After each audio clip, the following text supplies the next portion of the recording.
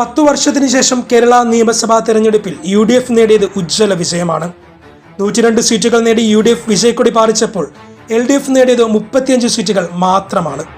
എന്നാൽ വിജയാഘോഷവും ആരവവും കെട്ടടങ്ങും മുൻപ് തന്നെ UDFൽ തുടങ്ങിയതാണ് മുഖ്യമന്ത്രി തർക്കം. ആദ്യമൊക്കെ ജനാധിപത്യ സംഘടനയിൽ ഇത് സാധാരണമാണെന്ന് അനുകൂലികളും ജനങ്ങളും കരുതിയെങ്കിൽ നേടിയെടുത്ത വിജയത്തെ പോലും പരിഹാസമാക്കുകയായിരുന്നു UDF നേതൃത്വം.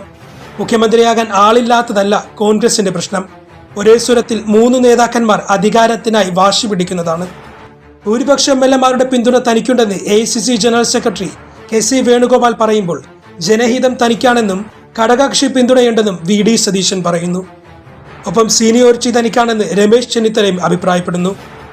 അതോടൊപ്പം നേതാക്കന്മാർക്കായി അണികൾ തെരുവിലിറങ്ങി. ഫ്ലെക്സ് ബോർഡുകൾ കൊണ്ടും പോസ്റ്ററുകൾ കൊണ്ടും പലയിടങ്ങളും നിറഞ്ഞു. മുഖ്യമന്ത്രിയുമായി ബന്ധപ്പെട്ട തീരുമാനത്തിലെത്താൻ കഴിയാതെ വലഞ്ഞിരിക്കുകയാണ് ഹൈക്കമാൻഡ്. നിലവിൽ 8 ദിവസങ്ങൾ പിന്നിട്ടിട്ടും കേരളത്തിന്റെ മുഖ്യമന്ത്രി ആരാകുമെന്നതിന് ഉത്തരമില്ലാതെ നിൽക്കുകയാണ് പലരും. ഇതോടെ തോറ്റവർ തലയുയർത്തി നിൽക്കുകയും ജയിച്ചവർ വിജയത്തിന്റെ ആവേശം കാട്ടാൻ കഴിയാതെ തലകുനിച്ചു നിൽക്കുകയും ചെയ്യുകയാണ്. ഈ തർക്കത്തിൽ ഒരേ സ്വരത്തിൽ കേരള ജനത ചോദിക്കുകയാണ്, മുഖ്യമന്ത്രി എവിടെ?